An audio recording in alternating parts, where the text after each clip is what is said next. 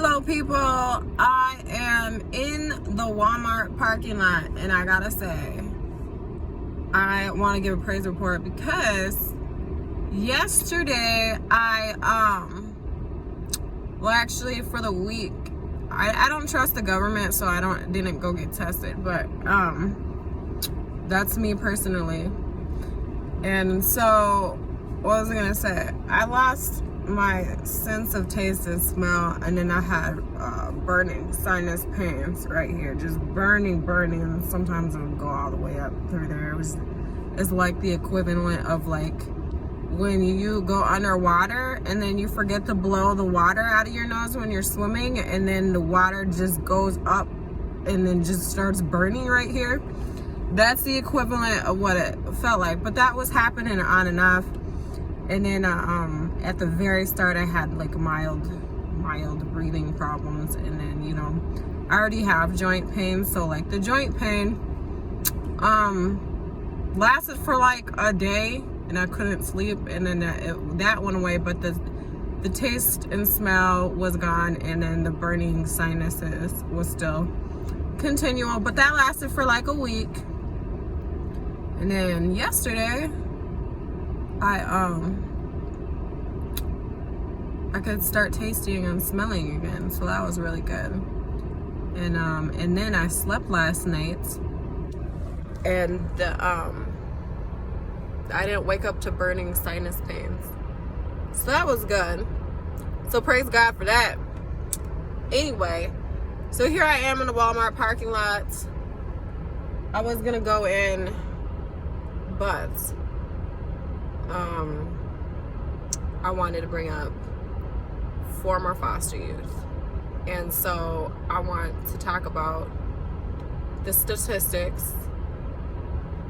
So I'm going to show you a slide of the statistics, and then I will tell you one of the statistics that I was, and then I will proceed from there. So right now I'm going to show you the statistics of former non-adopted foster youth. Okay, so let's look at it.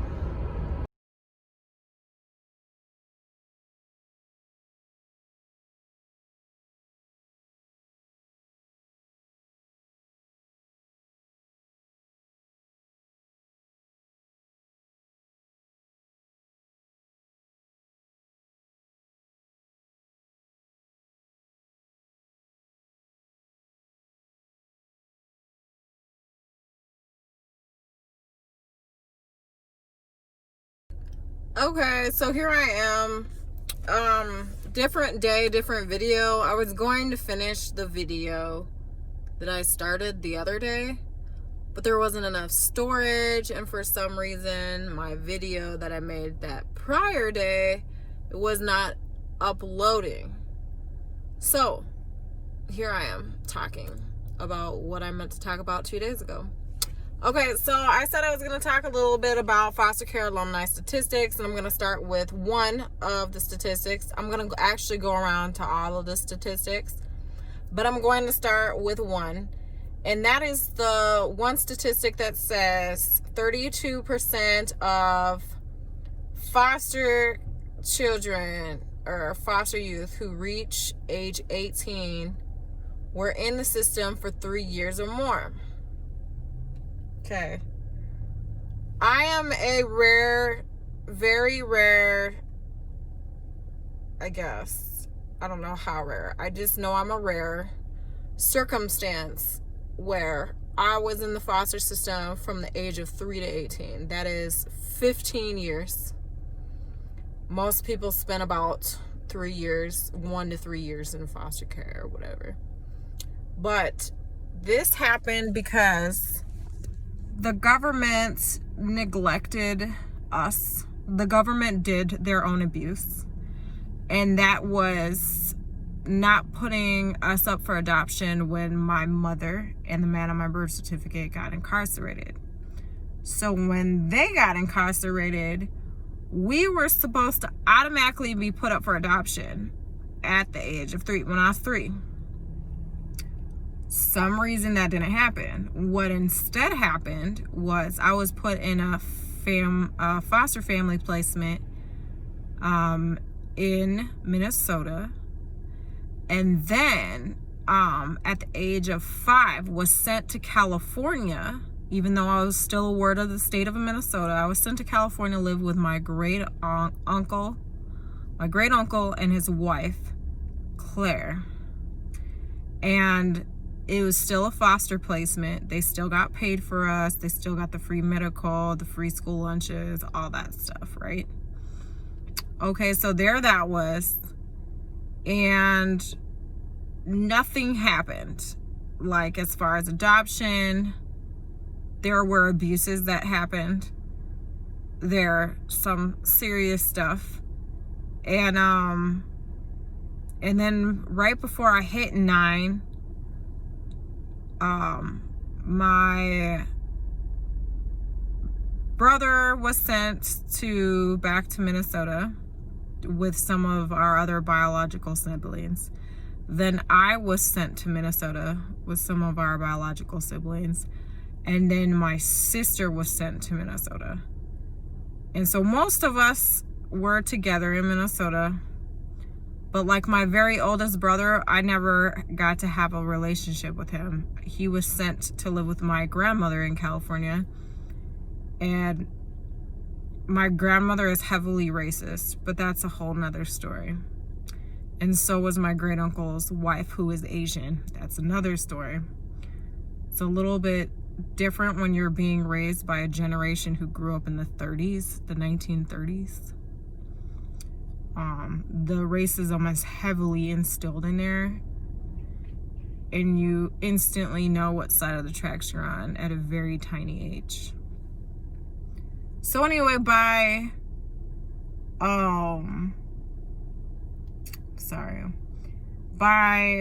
age 9, a couple months before I turned 10, I was in Minnesota, and I lived in the 6-year foster home. And I was not treated right there. That foster mother had a jealousy and a hatred towards her younger sister, and that jealousy and hatred triggered her to abuse all the youngest children that came through her home. And I was one of the youngest. The only reason I know is because one of the former foster youth explained this to me and opened my eyes to understand why she was doing these things to me. But when I was 12 years old, we were informed, oh, by the way, you were supposed to be put up for adoption when you're 3 years old. My bad, says the state of Minnesota.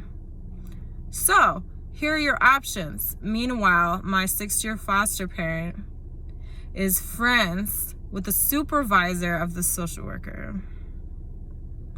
Friends. And, why does that person have their lights on? For the love of God. I'm over here at CVS.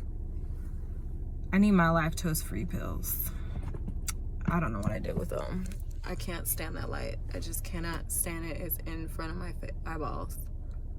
So anywho, so they only gave us like a few days or something to decide, what do you want to do? Do you want to be put up for adoption, or do you want a name change? I wanted to be put up for adoption, but none of my other siblings wanted to. They weren't the ones getting abused. But they knew about it. I mean, I feel like this is common in some families where, like, they know a certain child is being abused, and then because they don't want to be the target, they just go along with it. Whatever. I know how to move on. But I was the only one that wanted to be adopted. Well, that vocally said that I wanted to be put up for adoption when I was 12. And my foster mother said to me, nobody's going to want to adopt you. You're too old.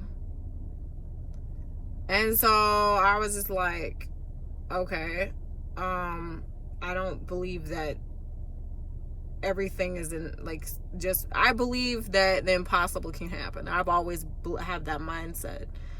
But I felt like well, I would be the only one not getting a name change. If I got a name change, she would still get paid that $1,500 a month for me in, slavery money. And the reason why I know how much she gets paid for me is because I used to live in this group home, and a group home lady later became a social worker. And one of the first things I asked is how much I got paid, and she already knew because she looked it up. She is like, well, I already looked it up, and she said they got paid $1,500 a month for me, which was contrary to the common belief that you hardly get paid anything for foster children. It depends. It's a case-by-case thing, and since I was in the foster system since the age of 3, you're getting more and the more. And if you put foster kids on medication, like they do 90% of them, I was forced to be put on sleeping pills, and I've never had a problem sleeping. Anyway, that's one example. I don't even want to go into all of it, but I'm only going to extremely brief on my life experience in the foster system. But I decided that, okay, I'll get a name change, even though I did not want a name change. I actually only wanted to change my name. I switched around my middle name with my first name because I felt like my first name wasn't ethnic enough for me. It didn't match my identity. So I legally, at the age of 12, switched around my first and middle name, and then I changed my last name. My last name still means absolutely nothing to me at all, just like my birth last name meant nothing to me at all, because it was the man on my birth certificate who was incarcerated. I knew my entire life that the man on my birth certificate was not my biological father. Everybody told me, everybody knows, you're not half black with 2 white parents. And especially when your nickname from your grandmother is the nigger baby. Okay, everybody knows you can't be half black with 2 white parents unless you were adopted. So that was ingrained to me since I was a child. That's not really your father. Your father's black. I saw him when you were a baby. I know what he looks like, blah, blah, blah. And there's all these fairy tale stories about who my mother was and what she did and all this stuff throughout my whole childhood. Anywho, I left that foster home when I was 15 years old. I refused to go back. And when I was 16, I knew I was being set up by the government. I knew I was being set up to go straight into a homeless shelter. This was at a time where they did not have a law to keep you safe when you turn 18. So I wanted to do a couple things. I wanted to get out of this group home. I was in this group home, and I hated being there because there was no freedom to live like a normal person. Not that there was anywhere, but it was a program that you lived in, and there was 13 other girls. It was so stressful. I would have dreams about me being dead, waking up in a coffin.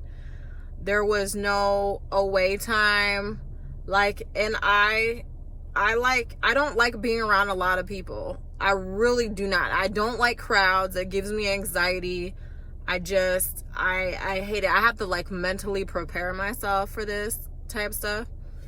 And I would always have these dreams of being dead, basically. That's how stressed I was in this group home of 13 girls.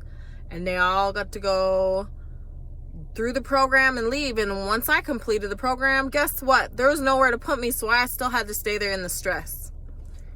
And it was also I remember one time I was in the living room wanting to talk to my group home parent, and she's like, can we please have some family time? Can you go, somewhere else? Because, I just want to spend time with my family. Can you understand that, honey? No, I can't understand that. What part of I grew up in the foster system my whole life can't you understand, honey? I did not understand it. So I just felt ashamed and I would like leave. But, anywho, I came up with a plan. And the plan was to call my social worker and tell her, like I normally did. Like, I really made her work for her money, for real. Like, I was always calling her and asking her to move me. Like, I hated everywhere I lived because I never belonged there. I was never treated like one of the family members, no matter where I was. And so I came up with a plan to get out of this group home because they wouldn't even drive me. They weren't willing to drive me into town to go get a job, to get an application, to do nothing. Because I don't know if they're just too overwhelmed with how many girls they had in the group home, or if they just didn't want to make time, or if they just assumed that social services was gonna somehow figure it out. But social services is like, oh, the group home parent will figure it out. Nobody's figuring it out because they think everything is each other's jobs. So there I was, knowing I was going to be set up. So I was like, I want to be put up for adoption. And my social worker was like, pause. Are you serious? I was like, yup. Because I knew that was the only way to get out of this group home. Because they had no place to put me.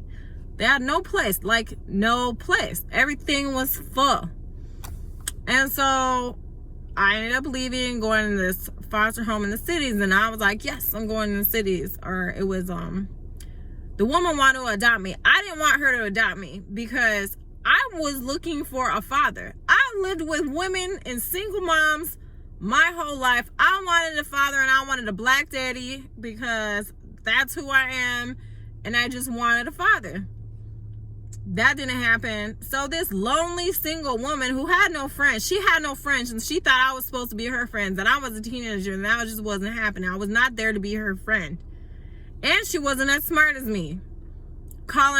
Saying bambinos is Spanish for children. Like, I mean, that's something really stupid and small. But I did not want her to adopt me. But out of feeling sorry for her, I said, yes, sure, adopt me. I just felt because she was doing this pity trip thing. She was hoping that the feeling was mutual. And I didn't really even want her to adopt me. And so what ended up happening was, we got in this quarrel thing. And after that, I didn't want anything to do with her.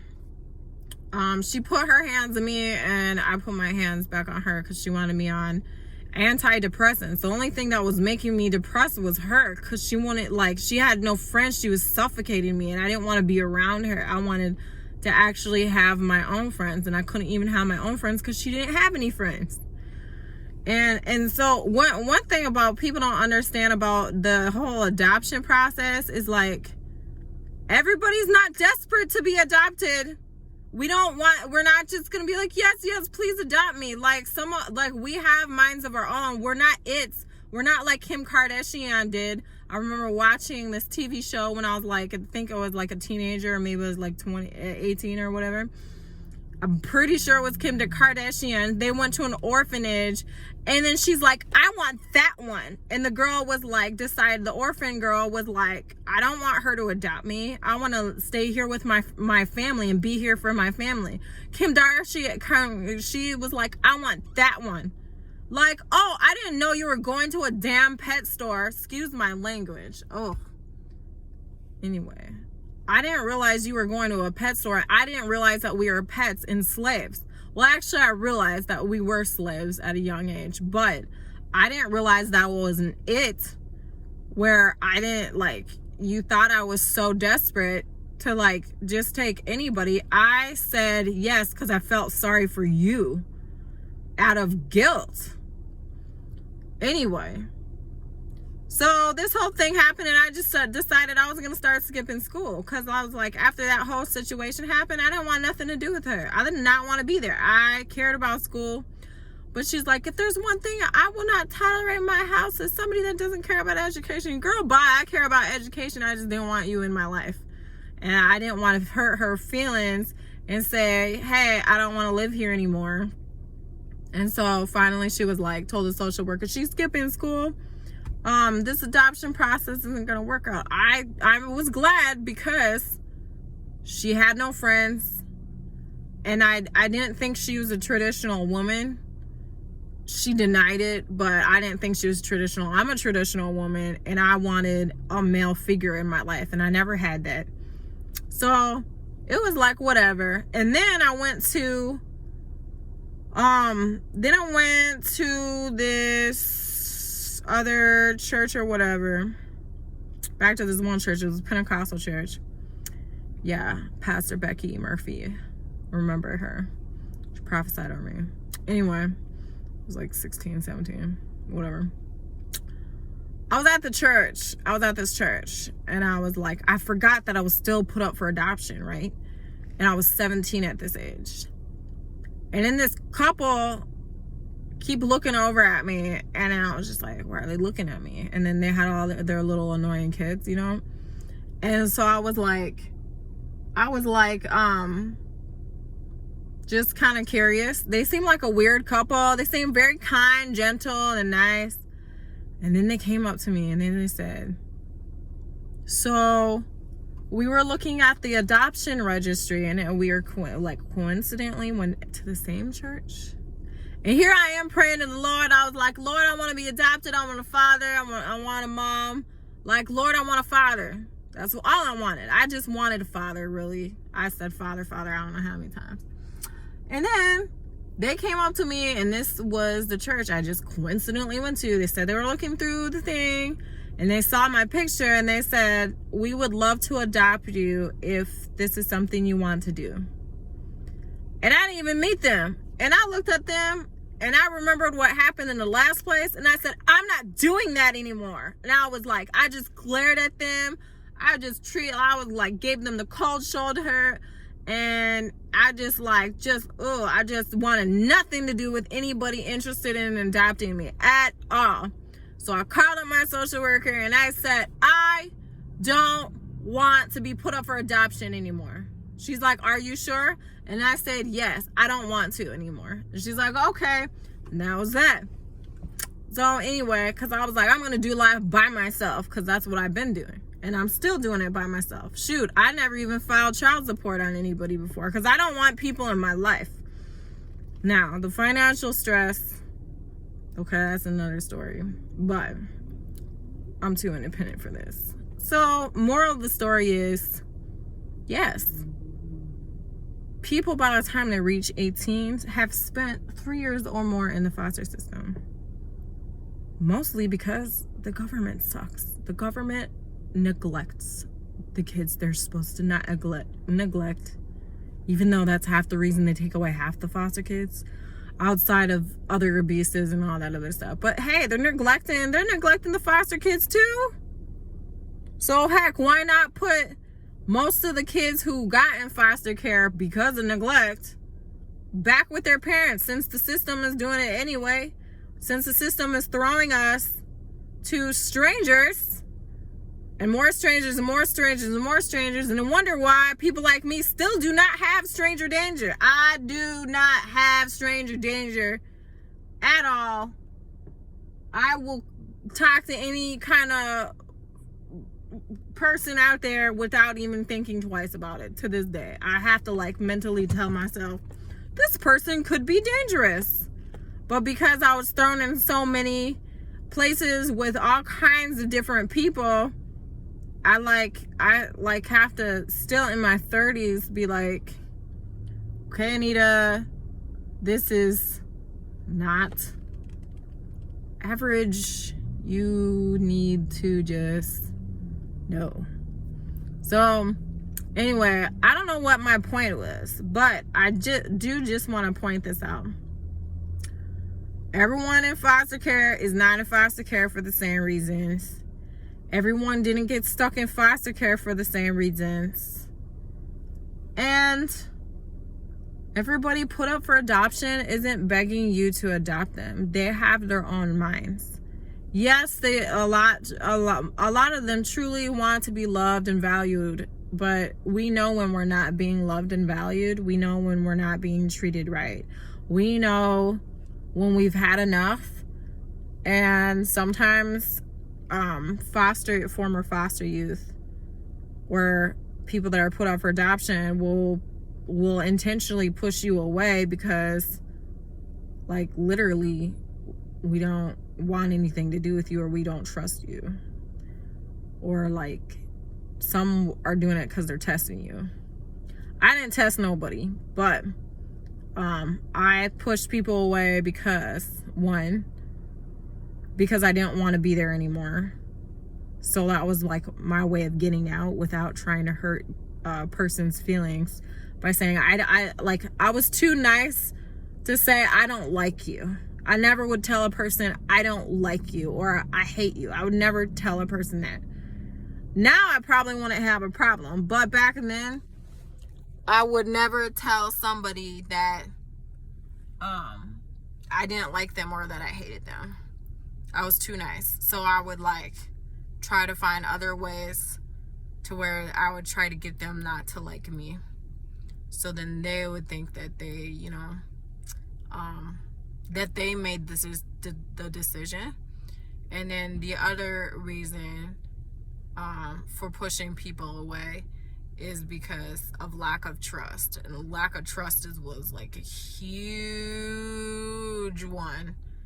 I don't know, but that is my very brief, I know it seemed like it was long, but it's actually very brief story about me being in the foster system for more than 3 years, from the age of 3 to 18. And then I actually went to college just so I could avoid going into a shelter, because my social worker went on maternity leave, and then this person that didn't do anything didn't have a plan for me, and so I had to call my former group home parent, who later became a social worker, and she had to threaten to call the Children's Council on Crime and Justice on the social worker to have a plan for me, to let me stay after I turned 18 until August, when I could move into my dorm room. The only reason I went to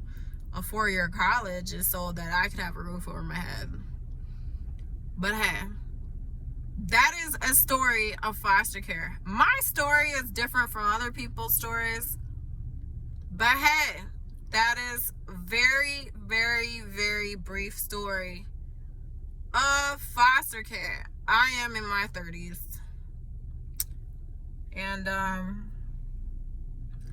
I'm often mistaken for being in my like mid to late 20s, but sometimes that's a good thing, and other times it's a bad thing, because I get these little 20-something-year-old punks thinking they can talk to me anyway. And I feel like saying, honey, I'm old enough to be your mother. Stay in your lane. Like, stay in a child's place. That's what I feel like saying. But I don't most of the time. So anyway, that is my story of foster care and being a statistic of the 32% that spent 3 years or more in foster care. 15 years. Be blessed. And next time I get on, I will be talking about the Bible. Love you.